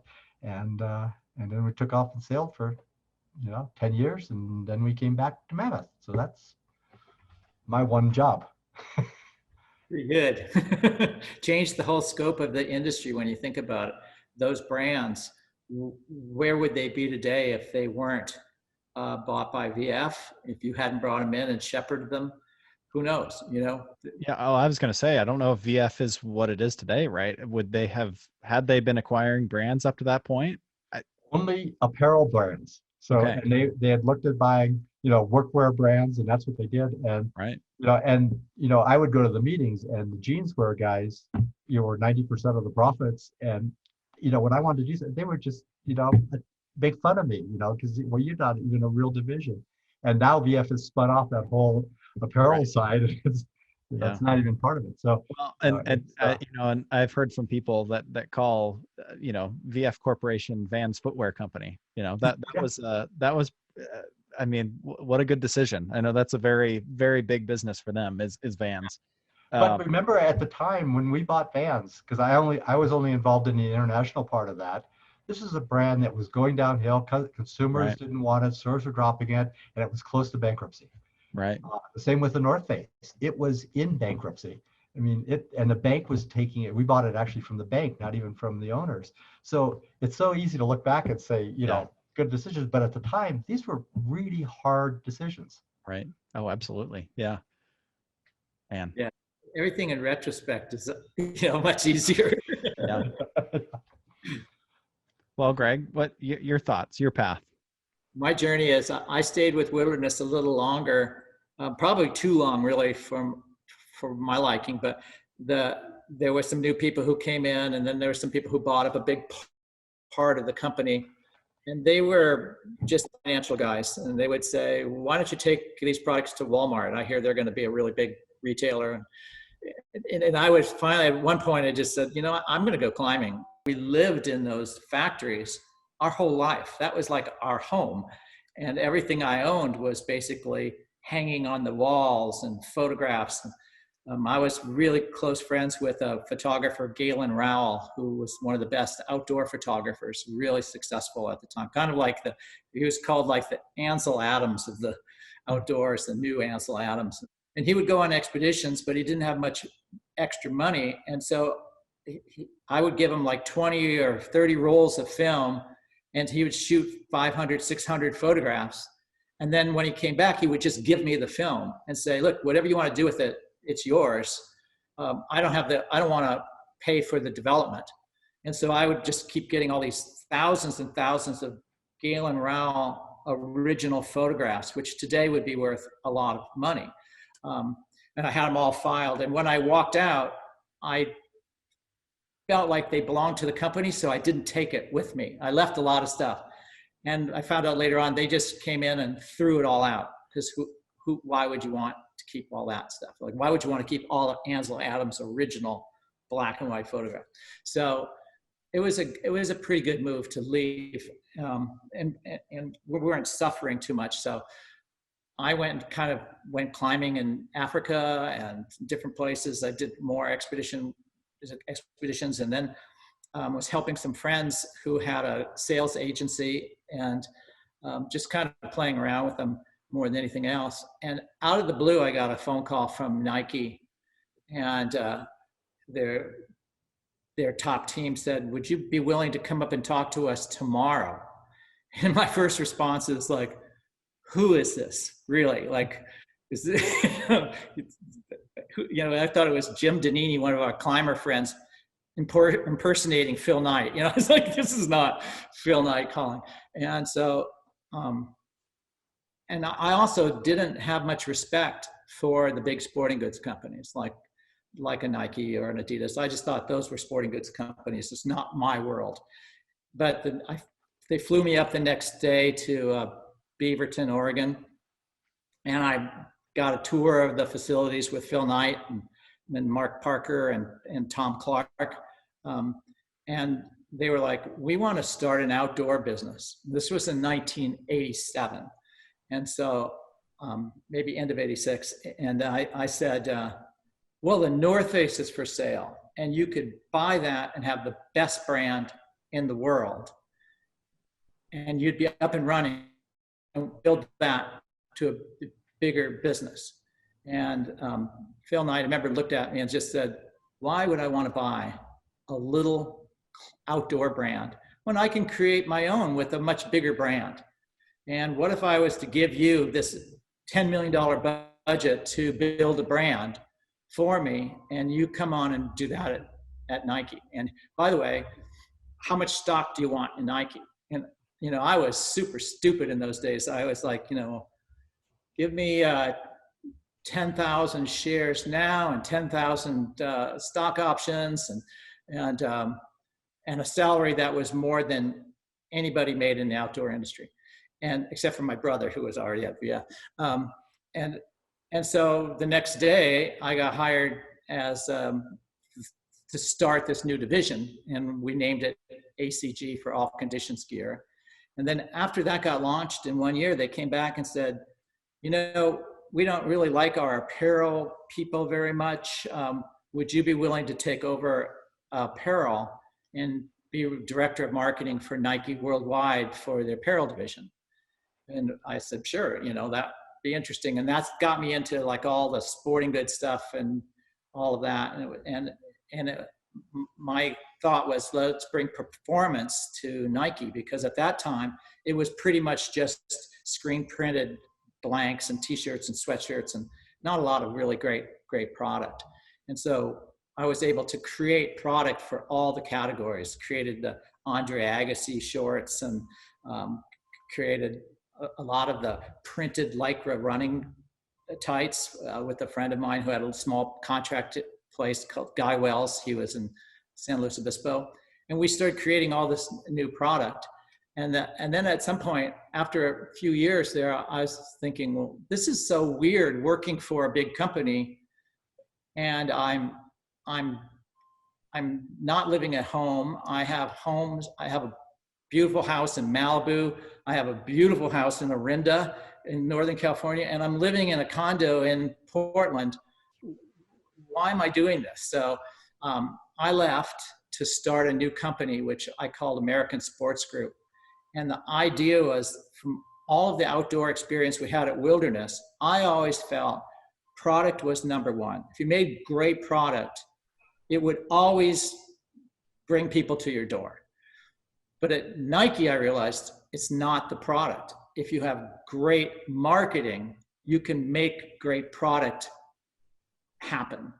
And that companies that just made great product and didn't have great marketing usually didn't get very far. And so I really got thrown into the whole world of marketing, and on a worldwide basis. So I came out and said, well, what's missing in the outdoor industry is there's nobody who really understands marketing, understands design, and understands production in Asia at that time. So in 1990, I started this company, and I would go to all the outdoor companies and say, you know, here's a category that you're missing.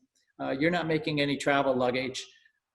I'll do the designs, and I'll make all your salesman samples and supply the production for a fee plus a percentage of the production. And I was really fortunate that pretty much every single company I went to, I got hired, or we got the business. And we ran that business for about 20 years. Even JanSport became a JanSport and North Face and Patagonia, and all these companies were making products for them. And in 2002, I bought Mountainsmith, which had just gone bankrupt. I bought it from the bank, and I bought another sourcing company called 105 Meridian, and a couple other smaller bike brands and some other things. And I combined them all together and built them up to a point where it was doing pretty well. And I sold all of it to an investment guy in 2006 with the idea that I would own, I think I ended up with 20% of the overall company, but it was enough money also, again, to be kind of, you know, wondering why you're doing this stuff. And I remember in 2008, waking up with my wife, and we looked at each other, and I said, why are we doing this? And she said, I have no idea. Why don't we take our kids out of school? We've got one kid going to college, so she's going to be out of the house. And our second daughter is going to be going into 6th grade, and we could teach 6th grade. And I was like, you're right. I'm not smart enough to teach 7th, but 6th I could probably handle. So we sold everything we had. We gave away all our clothing. We sold our cars. We rented our house out for 2 years to a couple from Europe. We had a day pack and a roller bag, both from Eagle Creek each. And Eagle Creek actually sponsored our trip. And we left the country for 1 year and just traveled around the world, living together as a little family unit for 2 weeks per city. And we ended up going to about 27 different countries, and then came back with the idea that I'm done. I'm just, you know, I'm getting older. I'm never going to be starting another company. It's too much work. We're fairly successful. So, we could retire. My brother had already retired. And I was like, why am I still working? And out of the blue, Adidas called and said, we want to set up an outdoor division and we're afraid of the United States. We don't know how to do it. Would you be willing to talk to us about writing the plans for doing Adidas Outdoor in the United States? And I was thinking, well, I tried it at Nike. Well, maybe second time will be better. And this time we were able to put together the right team. And so I've been doing that for almost the past 11 years. And I'm about to retire in December. So it turned out to work out pretty well. And we built it up, not quite to 100 million, but pretty close. My brother's always a little bit better than me at all that stuff, but it was a lot of work and a lot of fun. So it was the first time I ever really worked in a corporate environment where I actually had a lot of the influence and the ability to make the decisions. And so it's been great. I kind of wish I had done that, 40 years earlier, but should have stayed with Nike. Well, I didn't mean to go through that last section really quickly. I thought it was important to at least, talk through kind of what you both have been doing recently, because you've done so much. But maybe kind of as a way to wrap up the conversation, I know we've been going for a while, and this has been great. I appreciate you both being so willing to share your time. But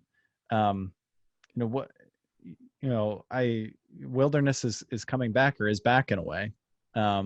When did you both, I guess what was kind of the history of, Wilderness got bought, you both left, what was the decline of the company, and then when did the company become available again for you both to start back up again? What was kind of the story behind that? I'll do the decline part.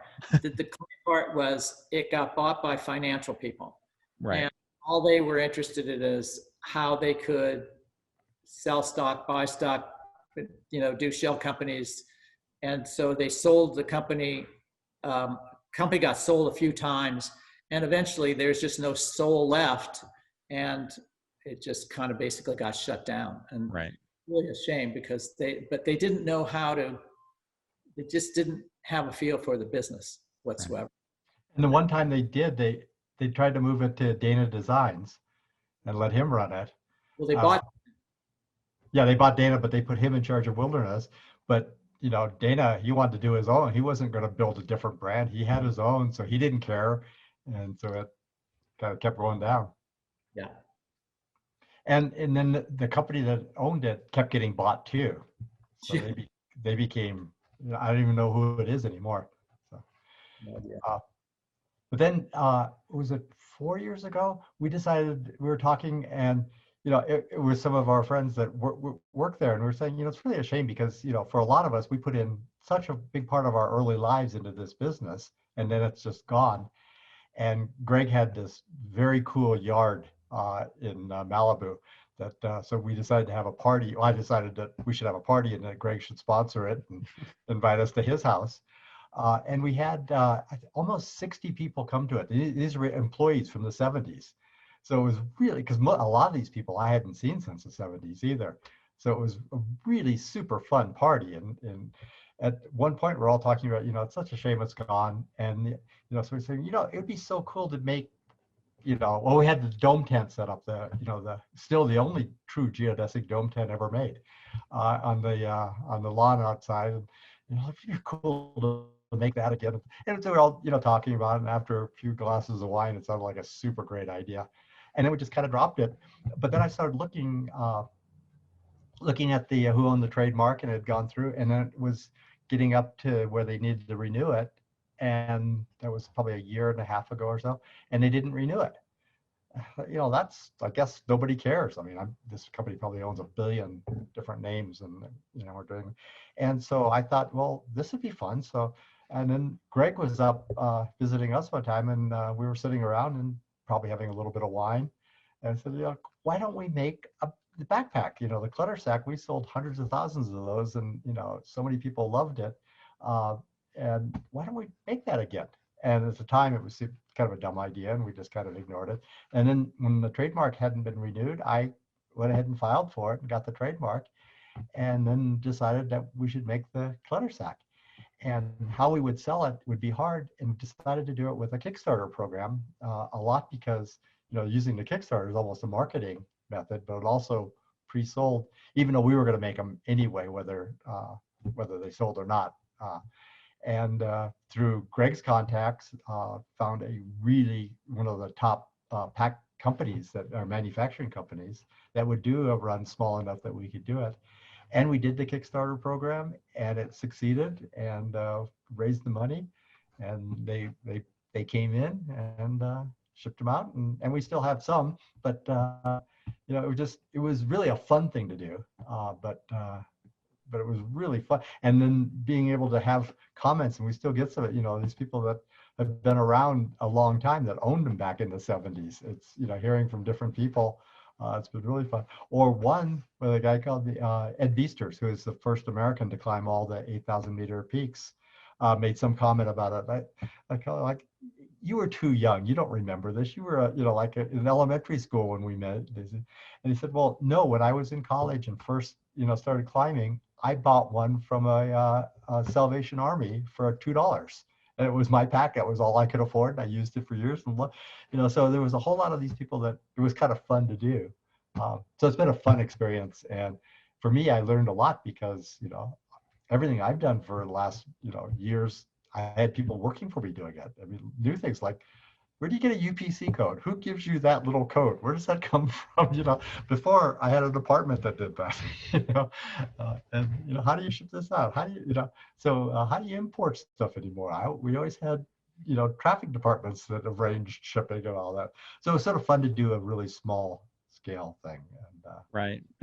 I think that, from this conversation, it seems clear that neither of you can sit still for too long. You like to work, right? Or at least work on stuff worth working on. If it's worth it, it seems like you both jump in head first, and I imagine seeing that trademark come up. I don't know. It probably felt like, oh, I have to do this, right? Yeah, right. Yeah, I need to get this back, and kind of close the loop on that a little bit. It's too bad that there was the decline, but to be able to have that back in your hands has got to be an interesting feeling to see it come back full circle. What does the future of that look like? I can't imagine you're looking to, grow some massive company again, because that would tie you down. You enjoy playing too much, right? But I think when Greg retires from Adidas the end of this year, he should take it over and start making stuff again. Jim runs the whole thing, and I'm just a helper who gives advice. But I'm thinking when I retire, I'm going to set up a guide service and start taking underprivileged kids climbing. That would really be full circle, wouldn't it? Move it right back to the start. Yeah. Well, I would love to just keep talking, but I'm gonna, for your sakes, let you get back to what you've been doing. And but this has been really fun. For me is nothing. Yeah. You know what? That's great though. I'll let you get back to that. But I appreciate you both taking the time to walk through this history and your stories. You've both done so much for this industry, in this industry. And I want to bring it back to the conversation at the beginning. And Greg, you kind of did that. I think, what you guys were pioneering in the beginning still applies today. And in regards to just getting people outside and finding ways to help people do that. So I appreciate you taking time to share the story, and hopefully we can do what we can to help educate and help people understand, the impact that you've had in so many different ways. And hopefully, if you've still got some wilderness experience packs, we'll, hopefully a few people, pick some of those up or keep an eye out for them, floating around online. So. Well, I would say the one thing that I see now getting old and looking back is that both Jim and I, in a lot of ways, only did stuff that was really fun for ourselves.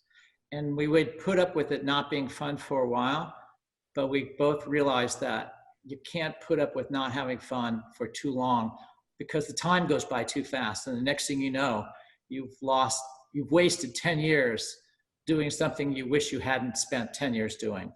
And so we've been pretty good at kind of just going along, and if it feels right, do it. And if it doesn't feel right, change directions.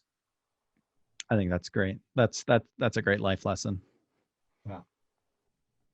Well, we'll leave it there. If we ever want to do a part 2, I think there's so much more to talk about. But this has already been a long one. But it's so good at the same time. So we'll leave it there. If people want to stay in touch, or at least keep up with the new wilderness experience, how would they do that? We have both a Facebook page and a website. Okay. The website is wildernessexperience.net, because .com is a religious group that doesn't want to sell the name. But the Facebook one, a lot of people will post pictures of their packs and things on that. But that's the way right now. Oh, that's awesome. Well, that's great. Well, Greg, Jim, thanks for taking the time. It was great to talk to you. Again, you've both been so generous to talk this long with me. So thanks so much.